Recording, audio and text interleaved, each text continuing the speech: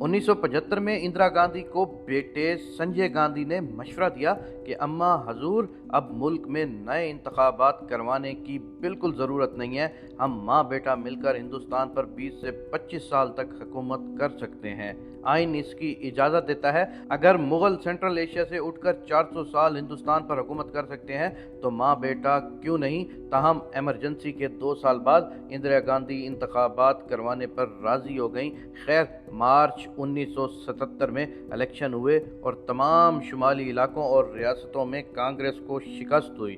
तमाम गरीबों ने पैगाम दिया कि उन्हें कांग्रेस से ज़्यादा अपनी आज़ादी अजीज़ है। वो अपने बुनियादी हकूक़ गज़ब करने वाले लीडर से इससे बेहतर बदला नहीं ले सकते थे। जिस कांग्रेस ने 1971 में 350 सीटें हासिल की थीं, उसे सिर्फ 150 सीटें मिल सकी। जनता पार्टी ने 298 सीटों पर कामयाबी हासिल की।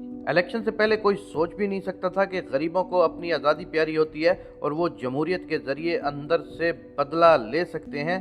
जब सारी दुनिया इंतखाबी नताइज पर हैरान हो रही थी तो इंदिरा गांधी के अपने हल्के राय बरेली का डिप्टी कमिश्नर विनोद मल्होत्रा ज़िंदगी के सबसे बड़े इम्तहान से गुजर रहा था। वो इस हल्के का रिटर्निंग अफसर था। जब नताइज की गिनती शुरू हुई तो मल्होत्रा को एहसास हुआ कि नेहरू की बेटी इंदिरा गांधी बुरे तरीके से हारी हैं। अब मसला ये था कि एक डिप्टी कमिश्नर इतनी जुर्रत कैसे करे कि मुल्क की वज़ीर आज़म के हारने का ऐलान करे। वोटों की गिनती के वक़्त रेडियो और टीवी की नशरियात बंद थीं। नताइज का ऐलान रात गए होता था। डिप्टी कमिश्नर को इल्म न था कि हिंदुस्तान के दीगर हिस्सों से इंतखाबी नताइज क्या आ रहे हैं, कांग्रेस जीत रही है या हार रही है। इंदिरा गांधी का पोलिंग एजेंट मानने को तैयार न था कि वज़ीर आज़म भी हार सकती हैं। उसने 3 दफ़ा वोटों की गिनती कराई मगर नतीजा शिकस्त ही था। डिप्टी कमिश्नर को बहुत ऊपर से फ़ोन आना शुरू हुए कि वो इंदिरा गांधी की शिकस्त का ऐलान अभी ना करे।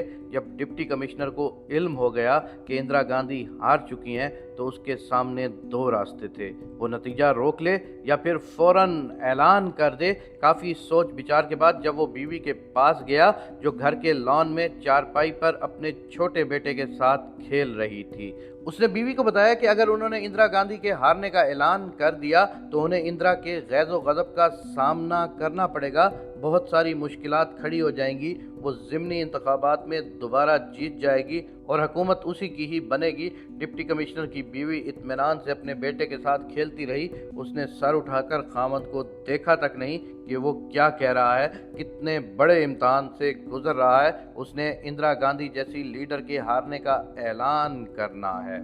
डिप्टी कमिश्नर ने बीवी से दोबारा पूछा कि क्या करे तो उसकी बीवी ने शाने बेनियाजी से कहा कि जाओ वही करो जो जायज़ है। हम बर्तन मांज लेंगे मगर बेईमानी नहीं करेंगे। डिप्टी कमिश्नर ने ऐलान कर दिया कि इंदिरा गांधी हार चुकी हैं। हिंदुस्तान क्या, पूरी दुनिया शशदर रह गई। ये जुर्रत बीवी ने डिप्टी कमिश्नर को दी थी। इस जुर्रत के पीछे जो एक ख़ास बात थी, वो ख़ास बात यही थी कि जाओ वही करो जो जायज़ है। हम बर्तन मांज लेंगे मगर बेईमानी नहीं करेंगे। जो अपने देश के साथ बेईमानी नहीं करता, अल्लाह उनकी बहुत मदद फरमाते हैं